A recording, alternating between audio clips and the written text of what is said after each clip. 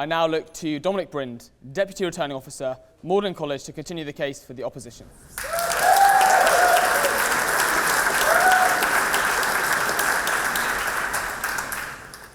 Over the last few years, I've seen nothing but leaders who prioritise their own survival and private ambitions over any sense of principle. A complete lack of transparency about how deals are made, an extremely questionable use of patronage, and what we might well deem toxic politics. Frankly, one wonders where Theresa May would be if she hadn't learnt her trade as the returning officer at the Oxford Union. When Donald Tusk talked of a special place in hell for Brexiteers who convinced the country to vote leave despite having no credible plan, he might well have been thinking of this institution. It is an honour to be here and to be speaking here tonight, and I'd like to thank everyone. I never said that the lack of principle didn't extend to me. It's an honour, though, to be speaking here tonight, and I'd like to thank everyone who's put this debate and this term together. It is truly an honour to have been part of this institution alongside you. I'd like to thank Amber and James, who are truly a logistical powerhouse. Frankly, I can think of no one who I would rather have strutting around Dover at 11 p.m. on the 29th of March in high-vis jacket, desperately trying to organise queues of lorries. No one could do it better than you. Nick as well, if you can keep up with minuting the standing committee meetings we've seen this term, I'm sure you could certainly cope with the Cabinet when they actually get round to discussing Brexit. I'm going to be very honest with you. I never thought that I would be debating alongside Nigel Farage. It truly shows how I'll be showing later in my speech that Brexit has truly upended our politics, and this deal is no way to end that. It's also perhaps less surprising that I'm speaking alongside Andrew. I'm very impressed by the tireless energy he has poured into campaigning around the country. Truly, he is fired by the spirit akin to that of an HS2 train, ploughing through the English countryside, ripping up the Chilterns. He is an inspiration to us all, even if one does suspect he's more into this for the trains than for the politics. Some might say that speaking on this side, we have an alliance of extremes, unable to accept a moderate, sensible compromise deal, as I'm sure Rory will very eloquently say, and Henry and Amber have said very well. But the reality is that this deal leaves no one happy. And that's because it doesn't implement any possible way you could implement the mandate of the referendum. I agree with James that there is no will of the people, but this deal satisfies no potential will of the people you could possibly envisage or possibly imagine could come to fruition as part of policy. Ultimately, this deal getting through would poison British politics for a generation. I'm going to be talking about three things. Firstly, I'm talking about how this is not, in fact, a deal, and what, in fact, we have on the table, as Andrew mentioned, with the political declaration. Secondly, I'm going to talk about why this is no excuse for moderate compromise, and that's a disingenuous way of framing what we have on the table. And thirdly, I want to talk about what I call the grayling effect, and how Brexit is mucking up the rest of our politics and leading to extreme mediocrity becoming embedded across government, leaving us unable to tackle the actual challenges that we're facing. So, on to my first point. We've heard from the proposition that Brexit is chaotic and divisive, and that people just want to move on. But this deal does not do that. Frankly, this is what we should have come to expect from the current government. This is the current government that brought us £20 million of government money going to a ferry company with no boats. It's a strong and stable election campaign that lost the government their majority, and an inability to successfully bribe a party of 8 MPs with £1 billion of taxpayers' money. And so given that, what we've ended up with is a deal that is not a deal that does not actually solve the future problems of our relationship with the EU, instead storing up troubles and further kicking the can down the road, which has been the most damaging aspect of the Brexit process so far.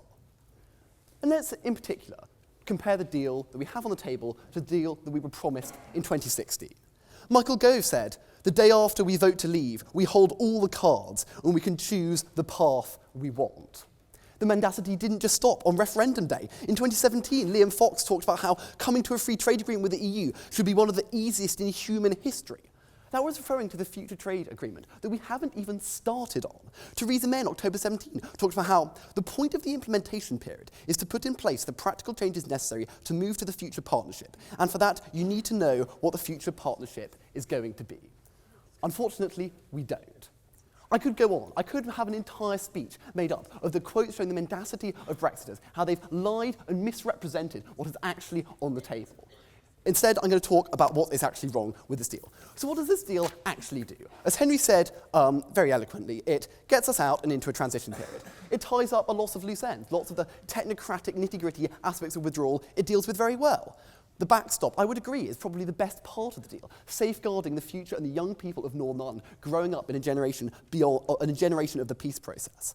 But what's crucial is that there's no detail on the actual future relationship. That's what everyone talked about when they talked about a deal. That's what Theresa May talked about when she talked about a bad deal, a no deal being better than the bad deal. It's just not in there. Similarly, when Henry was talking about how we take back control of services, that control is a synonym for losing access and having a worse access to our main services export market of the EU.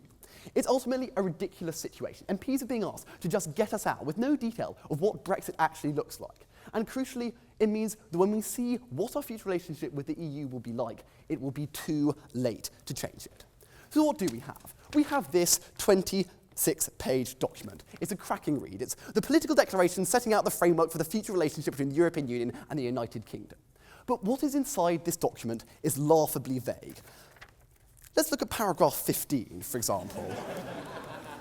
In addition, the parties note the United Kingdom's intention to explore options for a future relationship with the European Investment Bank Group. Now, I'm sorry, but intention to explore options being noted is just not good enough.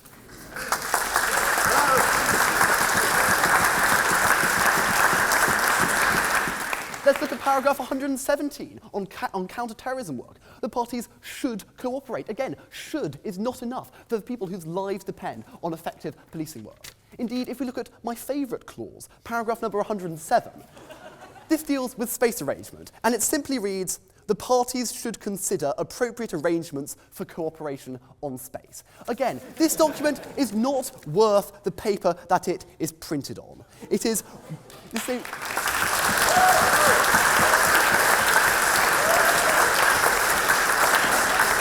Here you go, Amber. Have a read. Ultimately, what this means is that we get out under the main text of withdrawal agreement, an even spicier read, I can assure you. And we get out, but then we have even less leverage than we do now. What we end up with is a ticking clock of the transition period. This is demonstrably worse than the Article 50 period because there's even less of a mechanism to extend it. And furthermore, we have none of the paltry leverage that we get at the moment as still a member. What's especially laughable is the fact that it is the same government that has consistently failed to deliver on any policy, and especially on Brexit, is now imploring us just to trust them to sort out the details later. Two reasons this is particularly awful. The first is that we get no closure. You might think that this deal, and indeed the proposition are going to claim that this deal allows us to bundle up Brexit and just deal with it and move on. But that's just wrong. We will still be obsessing over customs and quotas and tariffs and tolls for years. Ultimately, I don't want to spend my entire adult life arguing about Brexit. The last 2 years have been enough already. You might think that this deal represents the white smoke on Brexit, but really, that's just Nigel puffing away in the corner. But secondly, if you're worried about no deal, this also isn't a way to avoid it. Given the government's track record, it's highly likely that we could end up with no deal at the end of all this, with no sovereignty or control or ability to alter our situation. So we would end up in the backstop, which would leave us politically devoid of influence or power. Ultimately, that is not a pragmatic course of action. Secondly, let's talk about why this is not a compromise. I think, on a theoretical level, if we were presented with a deal, let's say the day after she became Prime Minister, Theresa May talked about how she wanted to unite the country together, to bring people together to have a common solution that pleased everyone. Then that might be a deal that Remainers like myself and Andrew could get behind. But that's not what this is. This is so far from a compromise. I think James and Andrew have done a very compelling job of showing why it's a rubbish deal, but it's not even rubbish born out of a will to compromise. Because at every stage, Theresa May's government has shown a compulsive wish to avoid compromising or reaching out to any opponents. I think it's very telling that after her deal was defeated by a historic margin, her first reaction was not to talk to the opposition parties, but rather to close ranks and try and get a few more votes from the restive ERG. Ultimately, this is a Prime Minister who's brought in a wonderful era of collaborative and consensual politics. We've had hits like Citizens of Nowhere to describe EU migrants and people who opposed her Little England view of Britain. We've had Crush the Saboteurs being the battle cry of her snap election. We've had the language of treachery and betrayal and enemies of the people directed MPs, civil society and judges who didn't toe her line. Proponents of the people's vote have been accused of talking Britain down and strengthening the EU's hand in a treacherous manner. Today, in Grimsby, the Prime Minister turned her scorn on the EU and blamed them for if there were to be a no-deal outcome. Ultimately, Theresa May is already planning who to blame when her own catastrophic Brexit comes home to roost. Ultimately, the reason that this deal is such a mess is it's trying to square Theresa May's own red lines with reality. It's trying to maintain some economic ties whilst maintaining her dogmatic opposition to free movement. It's trying to get the farthest possible distance from the EU while maintaining a hard border in Northern Ireland. It's trying to stay as close as possible to the EU while still leaving the single market. These contradictory impulses mean that this is not a deal that can stand up to reality. So I agree with Nigel in many ways, and all those other Brexits pointing out how this deal doesn't even deliver on the referendum result. It would make our NHS weaker, it would leave us poorer, and it would leave us less sovereign, which were, however way you want to spin the EU referendum, very key reasons why people voted leave. Ultimately, it is an achievement in unity for bringing people together through its sheer unpopularity. When you have Nigel Farage and Andrew Donis speaking on the same side, that is the only form of unity that Theresa May has managed to get.